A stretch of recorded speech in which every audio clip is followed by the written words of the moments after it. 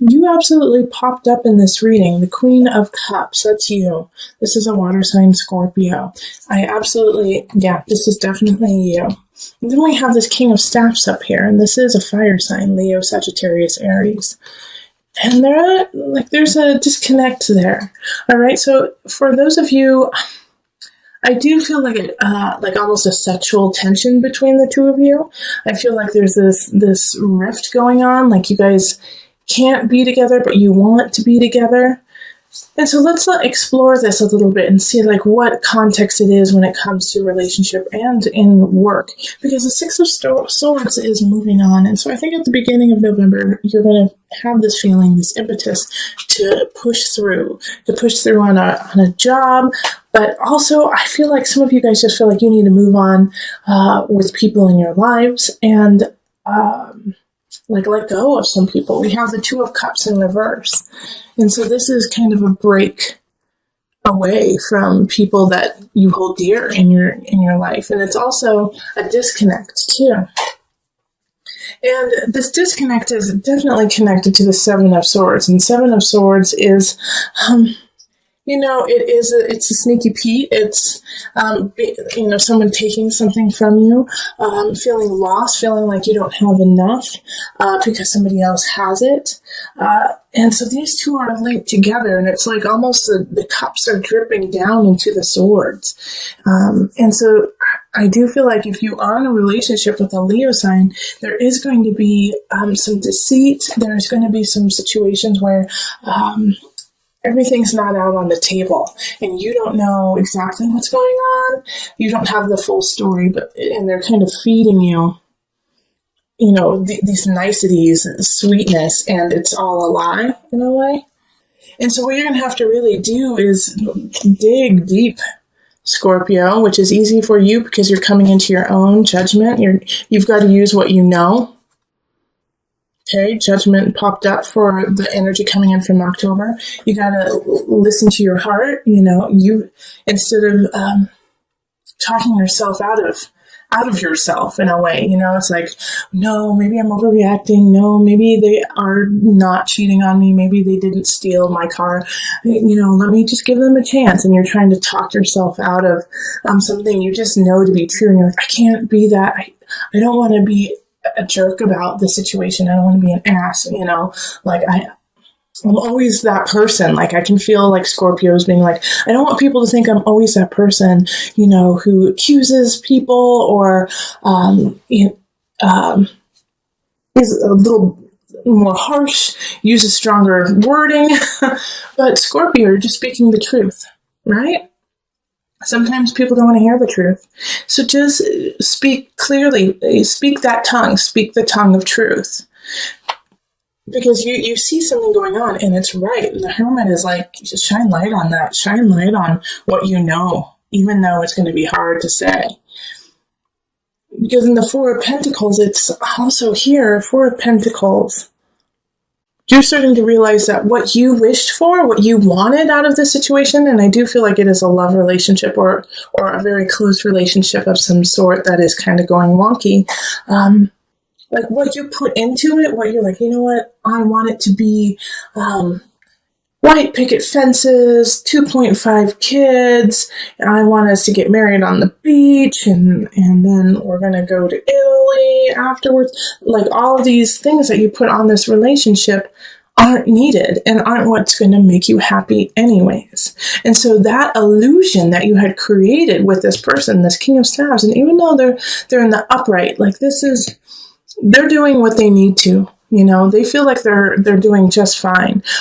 Oh, Scorpio, here's another situation too that Spirit just actually threw at me, is that, okay, I'm getting all over the place. Hold on, let me go back. So this energy that, that you have put into the relationship of what I want it to be, it won't make you happy. And what will make you happy is like a soul connection. And here's the thing about this King of Staffs right there, is that they're in the upright, like I was just saying, they're in the upright, so they're doing really, really well. And maybe they have done some things that are awry. made some choices that aren't in your best interest, but are in their best interest. And so that's conflicting. But you have to let it go. You know, Seven of Cups is like not seeing choices clearly. Yeah, they're charming. Yes, they're sexy. Yes, they're fun.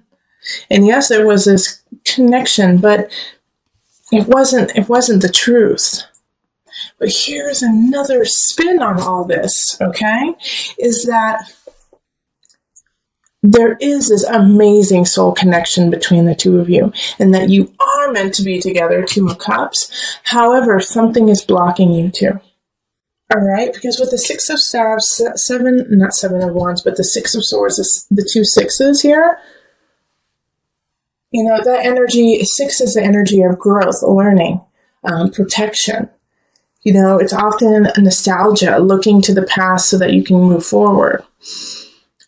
With these two energies, it's like they're almost conflicting for you guys. Like you have an idea, a foundation, and he or she has a foundation, and they're not the same. And so it's like you guys have to step differently to meet each other. You know what I mean? Like you guys have two different paths, but to step on the same path, it's different levels. Like one of you guys may need to give up where you live, while the other person may need to give up the idea of marriage. You know, that you guys will get married, but you will be together forever. It's like, oh, I'm sorry. I know that I probably sound very confusing to you right now, but there's just like so many different situations going through my head for you that like there's like this block that is definitely there that is not your fault.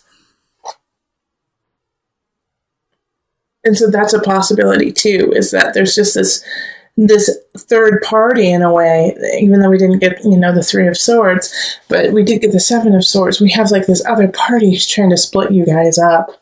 And, you know, you can apply this to work too, really, but this is so relationship. This is so romantic, so about the heart. Okay, yeah, but, you know, and then we have these two fours here, and that's hard work, achievement, stability, and they're in the reverse, which is really interesting there too, because it's like, all the work that you've put into it isn't helping you out because it's just not the right situation. There we go. That's what it is. Okay, so I'm going to pull on the angel cards, Scorpio. Sorry for the interesting helter-skelter reading. Hopefully you gain something from it. It didn't mean to turn into like a love reading, but it definitely was that.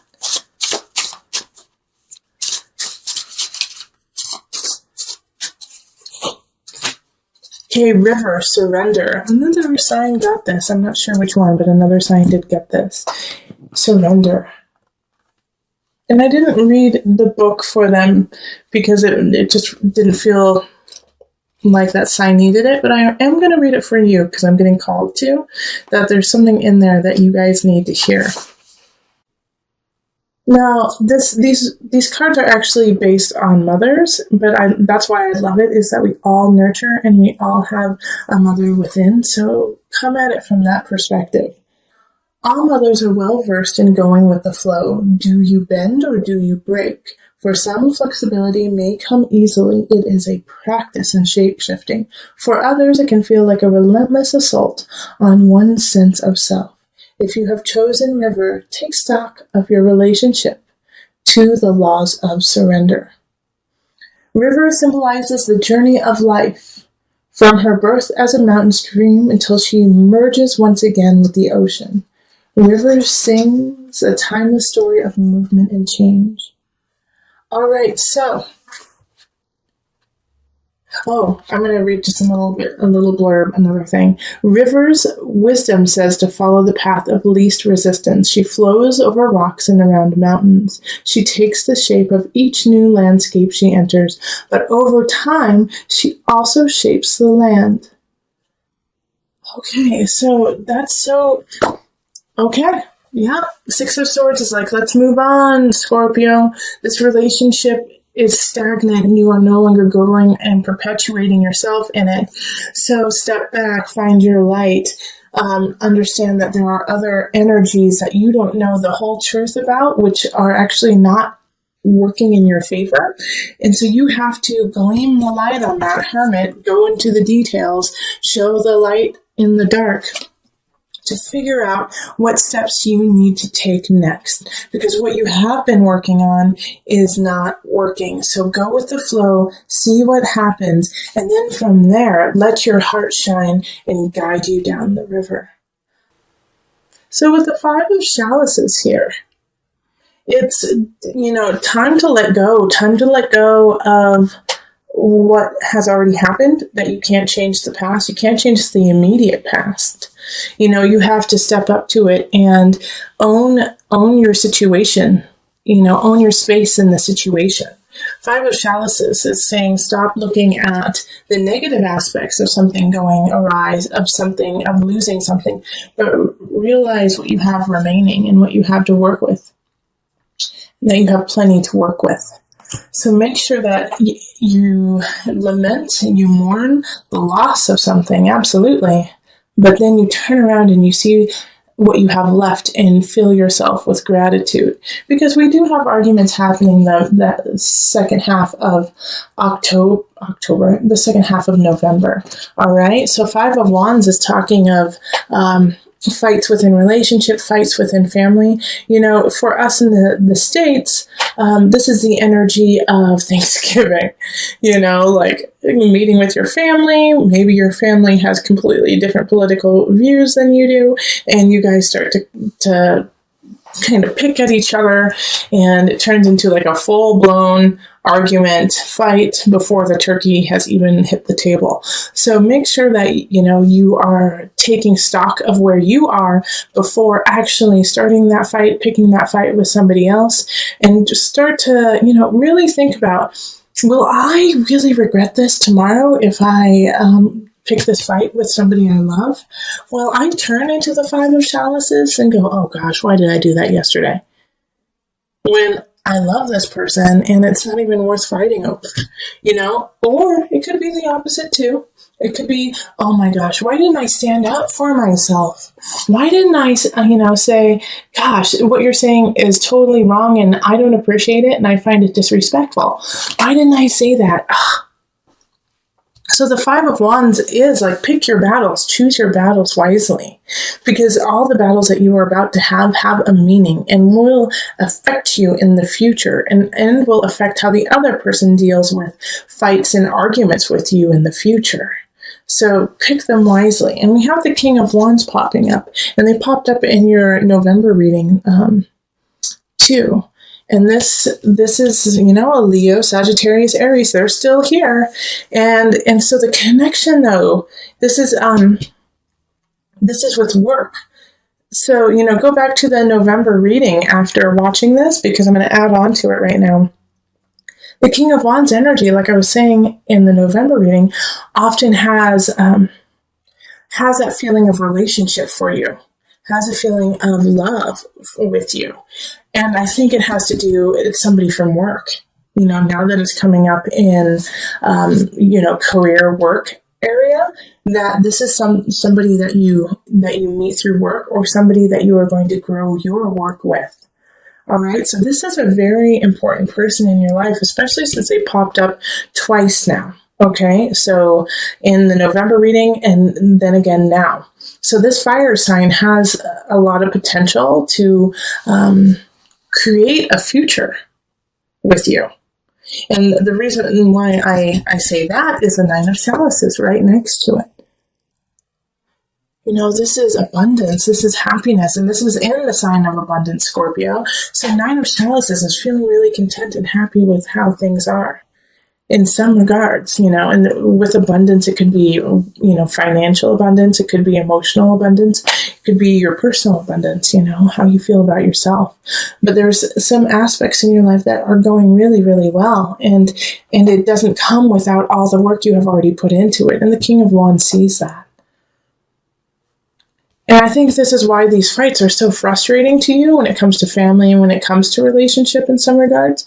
Because you're like, I am finally feeling comfortable in my own skin. I'm finally feeling like I can take the steps I need to for my life.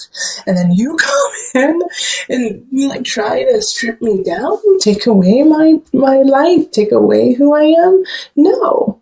And so this is like why the fight I think is actually happening is it's like, for most of you, it will be, I need to stand up for what I have because I'm so grateful to be who I am. Yeah. And the Ten of Swords. This is like, this is power. Power, baby. This is power, Scorpio. Because this is in the mind, body, soul connection. So this is a rebirth. You have to let go of an aspect of yourself. And I really feel like it has to do with what I just said, is that you're like, no, I am coming into my own. And you may not like it. You may not find it comfortable, but I'm not here to make you comfortable. I'm here to live my truth. And if you find that uncomfortable, then that is a personal problem, not mine. Right, Scorpio? This is where we need to be. And if you're not there, we got to work to get there. And there's a fire sign who has your back. Yeah, Ten of Swords is powerful in mind, body, soul connection. You're releasing some of your own self-doubts, your own worries, so you can come up into your light, shining brightly. That is so awesome. I am going to put a little disclaimer with this because it is the Ten of Swords. Change and growth, they call it growing pains for a reason. So don't back down if you start to get those growing pains, okay? You're just growing. So we're going to call on the angel deck for some added guidance. You are profoundly clairvoyant. Trust what you see in your mind's eye as well as your physical sight, for your spiritual vision helps you with healing, teaching, and guidance. All right. Power, baby. Ten of Swords. You are profoundly clairvoyant. Letting go, rising from the ashes, stronger, better than ever. Listen to your intuition. Listen to your heart, and the body will follow.